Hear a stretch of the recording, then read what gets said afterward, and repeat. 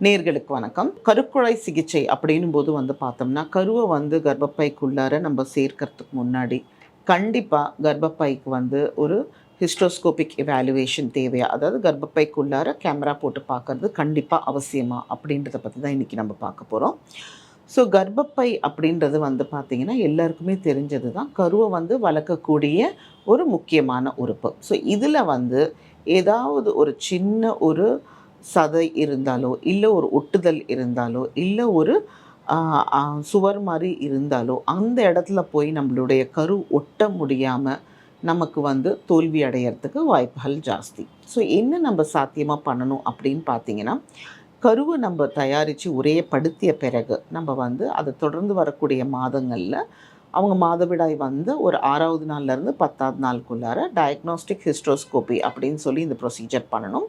இதில என்ன பண்ணுவோம் அப்படின்னு பார்த்தீங்கன்னா, நுண்ணியமா கேமராவ கர்ப்பப்பைக்குள்ளார போட்டு பார்த்து, இதில கர்ப்பப்பை அதாவது யூட்ரைன் கேவிட்டியோட வடிவத்தில ஏதாவது பிரச்சனை இருக்குதா? இல்ல அடைப்பு ஏதாவது இருக்குதா? இல்ல ஒட்டுதல் ஏதாவது இருக்குதா?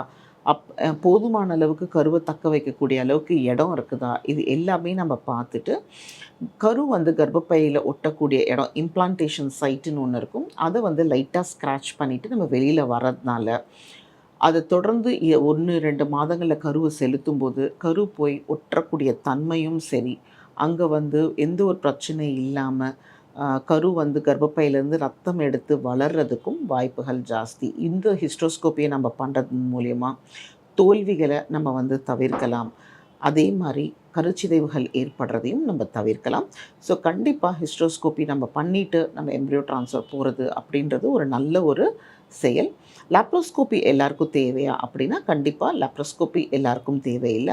யார் யாருக்கெல்லாம் கர்ப்பப்பைகள்ல கட்டிகள் இருக்கு, அகற்ற வேண்டிய ஒரு சூழ்நிலை இருக்குதோ, கருமுட்டை பையில இரத்த கட்டிகள் இருக்கு, அகற்ற வேண்டிய சூழ்நிலை இருக்குதோ, அதே மாதிரி வேற ஏதாவது கருக்குழாய்கள்ல நீர் கோர்த்து இன்ஃபெக்ஷனா இருக்கிற மாதிரி இருக்குதோ, அந்த மாரி இருக்கவங்களுக்கு மட்டுமே லாப்ரோஸ்கோபிக் ப்ரொசீஜர் அப்படின்றது ரொம்ப ரொம்ப எசென்ஷியலா இருக்கும். ஸோ ஹிஸ்டோஸ்கோப்பி எல்லாருக்கும் செய்யணுன்ற கட்டாயம் இருக்கும்போது, லாப்ரோஸ்கோப்பின்றது எல்லாருக்கும் செய்யணும் அப்படின்றது அவசியம் கிடையாது அப்படின்றத நம்ம புரிஞ்சுக்கணும்.